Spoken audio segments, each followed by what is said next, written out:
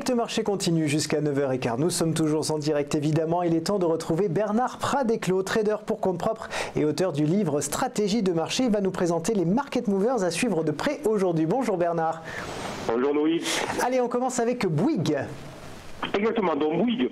Alors Bouygues ce matin gagne 1,02%, mais ce qui est intéressant avec cette valeur, c'est que alors que c'était une aussi des valeurs vedettes de ce printemps à la bourse de Paris, elle a connu une forte accélération donc baissière le vendredi 19 octobre, avec une configuration donc très typique qui est une configuration en ouverture en gap baissier suivi par un chandelier que l'on appelle un marobouzou en termes très techniques, donc un chandelier japonais, c'est-à-dire avec une ouverture sur le haut et avec une clôture sur le bas. Depuis donc le 19 octobre, le titre Bouygues essaye de rebondir, mais en fait il latéralise uniquement. Autrement dit, il faut considérer donc pour le moment que toutes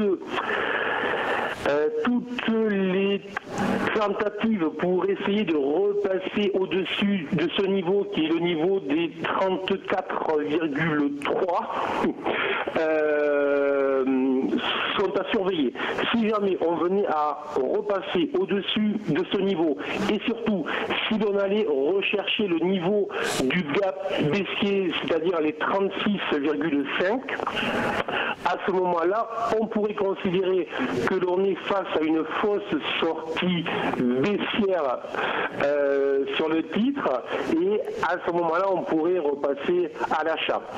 Mais très clairement, on va dire que tant que le titre reste sous les 36,5, tant que le titre reste sous les 34,50, là aussi, attention, forte probabilité de déclencher dans les jours et les semaines qui viennent une nouvelle impulsion à la baisse.